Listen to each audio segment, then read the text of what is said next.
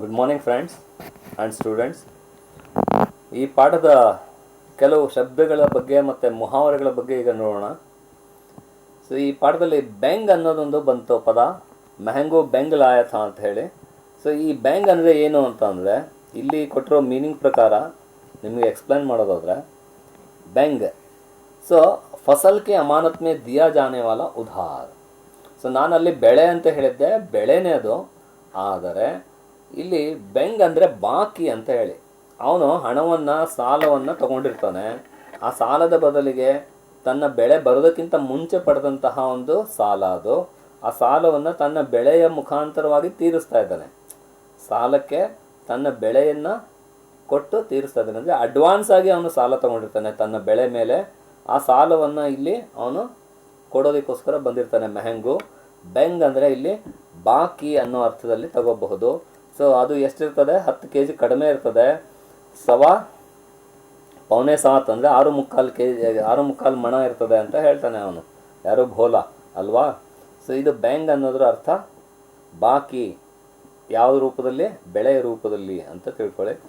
Next log ಅಂದರೆ ನನ್ನ ಸ್ವಾಭಿಮಾನ ಅಂತ ಹೇಳಿದ್ದೆ, ಅದು ಸಹ ಆಗ್ತದೆ. ಆದರೆ ಇಲ್ಲಿ ಇಂಟ್ರೆಸ್ಟ್, ಲಗನ್ ಅಂತ ಹೇಳಿ ಆ ಒಂದು ಅರ್ಥವನ್ನು ಇಲ್ಲಿ ಕೊಟ್ಟಿದ್ದಾರೆ. ಸೊ ಯಾರಲ್ಲಿ ಇಂಟ್ರೆಸ್ಟ್ ಇರೋದಿಲ್ವೋ, ಯಾರಿಗೆ ನಾವು ಏನಾದರೂ ಸಾಧನೆ ಮಾಡಬೇಕು ಅನ್ನೋ ಒಂದು ಮನೋಭಾವ ಇರೋದಿಲ್ವೋ, ಅವರು ಇಲ್ಲಿ ಕಸಕ್ಕೆ ಸಮಾನ ಈ ಸಮಾಜದಲ್ಲಿ ಅನ್ನೋದನ್ನು ತೋರಿಸೋದಕ್ಕೋಸ್ಕರವಾಗಿ ಈ ತನ್ನ ಒಂದು ಅಧಿಕಾರವನ್ನು ಕಳ್ಕೊಂಡಿರ್ತಕ್ಕಂತಹ ಸುಜಾನ್ ಭಗತ್ನ ಒಂದು ಚಿತ್ರಣವನ್ನು ಇಲ್ಲಿ ಮಾಡಿದ್ದಾರೆ. ಸೊ ಗೈರತ್ ಅಂದರೆ ಲಜ್ಜಾ, ಹಯ, ಶರ್ಮ್. ನಾವು ಹೇಳ್ತೀವಲ್ವಾ, ನಾಚಿಕೆ, ಮಾನ, ಮರ್ಯಾದೆ ಇವ್ಯಾವು ಇಲ್ವಾ ಅನ್ನೋ ಅರ್ಥದಲ್ಲಿ. ಅವ್ಯಾವು ಇಲ್ಲದೆ ಇರೋರು ಈ ಸಮಾಜದಲ್ಲಿ ಒಪ್ಪಿಗೆ ಆಗೋದಿಲ್ಲ. ಈ ಸಮಾಜ ಅವರನ್ನು ಬಹಳ ನೀಚವಾಗಿ, ನಿಕೃಷ್ಟವಾಗಿ ನೋಡ್ತದೆ. ಅದನ್ನೇ ಸಹ ಇಲ್ಲಿ ಪಾಠದಲ್ಲಿ ಚಿತ್ರಣ ಮಾಡಿದ್ದಾರೆ. ಸೊ ಇಷ್ಟು ಈ ಪದಗಳು. ಘೋಂಗ ಅನ್ನೋದೊಂದು, ನಾನು ಏನು ಹೇಳಿದ್ದೆ, ಗೆದ್ಲು ಹುಳ ಅಂತ ಹೇಳಿದ್ದೆ, ಅದು ನಿರುಪಯುಕ್ತ ಅಂತ ಹೇಳಿ. ಘೋಂಗಾ ಹ್ಞೂ, ಘರ್ಕ ಘೋಂಗಾ ಹ್ಞೂ ಅನ್ನೋ ಅರ್ಥದಲ್ಲಿ ಅವನು ತನ್ನನ್ನು ತಾನು ಹೇಳ್ಕೊಳ್ತಾನೆ ಸುಜಾನು. ಸೊ ನಿರುಪಯುಕ್ತ ಅಂಥೇಳಿ. ಚೆಬಡಿ ಅಂದರೆ ಟೋಕರಿ, ಬುಟ್ಟಿ ಅಥವಾ ಒಂದು ಚೆಂಬಿನಷ್ಟು ಅನ್ನೋ ಅರ್ಥದಲ್ಲಿ ಇರ್ತದೆ. ಸೊ ಕರ್ವಿ ಅಂದರೆ ಚಾರ. ಗಂಡಾಸ ಅಂದರೆ ಚಾರ ಕಾಟ್ನೆವಾಲ ಔಜಾರ್, ಆ ಬೆಳೆಯನ್ನು ಕಟ್ ಮಾಡ್ತಕ್ಕಂತಹ ಒಂದು ಕತ್ತಿ ಅಥವಾ ಕುಡುಗೋಲು ಅಂತ ನಾವಿಲ್ಲಿ ಹೇಳ್ಬೋದು. ಸೊ ಇದ್ರ ನಂತರ ಮುಹಾವರೆಗಳನ್ನು ನೋಡೋಣ. ಕಂಚನ್ ಬರಸ್ನ. ಕಂಚನ್ ಬರಸ್ನ ಅಂದರೆ ಇನ್ಕಮ್ ಹೆಚ್ಚಾಗೋದು. ಕಂಚನ್ ಅಂದರೆ ಬಂಗಾರ, ಬಂಗಾರ ಸುರಿಯೋದು ಅಂದ್ರೇನು, income ಹೆಚ್ಚಾಗೋದು.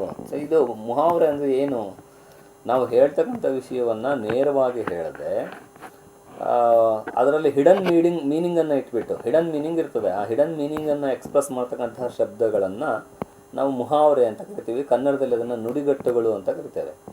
So Kanchan ಬರಸ್ನ ಆಮ್ದನಿ ಬಢನ. So Kanchan ಬರಸ್ನ ಅಂದರೆ ಬಂಗಾರ ಸುರಿಯೋದು. ಬಂಗಾರ ಸುರಿಯೋದು ಅರ್ಥ ಏನಾಗುತ್ತೆ, ಇಂಡೈರೆಕ್ಟಾಗಿ ಇನ್ಕಮ್ ಹೆಚ್ಚಾಗೋದು ಅನ್ನೋ ಅರ್ಥದಲ್ಲಿ. ಫೂಲೇನ ಸಮಾನ. ಫೂಲೇನ ಸಮಾನ ಅಂದರೆ ಫೂಲ್ನ ಅಂದರೆ ಅರಳೋದು. ಆ ಅರಳೋದಕ್ಕಿಂತ ಹೆಚ್ಚು ಖುಷಿಯಾಗೋದು ಅನ್ನೋ ಅರ್ಥದಲ್ಲಿ ಅತ್ಯಧಿಕ ಖುಷ್ ಹೋನ ಅನ್ನೋ ಅರ್ಥವನ್ನು ಹೇಳ್ತದೆ. ಮುಹುಕಿ ಖಾನ ಅಂದರೆ ನಾವು ಒಂದು ರೀತಿ ಮುಖ ಯಾವಾಗ ಇಳೆ ಬಿಡ್ತೇವೆ, ಮೂಕಿ ಖಾನ. ನಮಗೆ ಸೋಲಾದಾಗ, ನಾವು ಯಾವುದರಲ್ಲಾದ್ರೂ ವಿಷಯದಲ್ಲಿ ಹಿಂಜರಿದಾಗ, ನಮಗೆ ಹಿನ್ನಡೆ ಉಂಟಾದಾಗ ನಾವು ಮೂಕಿ ಖಾನ ಅಂತ ಕರಿತೇವೆ. ಸೊ ಹಾರ್ ಜಾನ, ಸೋಲ್ತೇವೆ, ಸೋಲನ್ನು ನಾವು ಈ ರೀತಿ ಎಕ್ಸ್ಪ್ರೆಸ್ ಮಾಡ್ತೇವೆ. ಪತ್ ಪಾನಿ ಬನಾನ. ಪತ್ ಪಾನಿ ಬನಾನ ಅಂತಂದರೆ ನಮ್ಮ ಒಂದು ಗೌರವವನ್ನು ಇಟ್ಕೊಳ್ಳೋದು ಅಥವಾ ನಮ್ಮ ಗೌರವವನ್ನು ಹೆಚ್ಚು ಮಾಡ್ಕೊಳ್ಳೋದು. ಸಮ್ಮಾನ್ ಬಢಾನ. ದಮ್ನ ಲೇನ. ದಮ್ನ ಲೇನ ಅಂತ ಅಂದರೆ ಬಹಳ ಪರಿಶ್ರಮ ಮಾಡೋದು, ಉಸಿರು ತಗೊಳ್ಳದೇ ಇರೋ ಅಷ್ಟು ಪರಿಶ್ರಮ ಮಾಡೋದು. ದಮ್ನ ಲೇನ, ಕಠಿಣ ಪರಿಶ್ರಮ ಕರ್ನ, ಹೆಚ್ಚು ಪರಿಶ್ರಮವನ್ನು ಮಾಡ್ತಕ್ಕಂಥದ್ದು.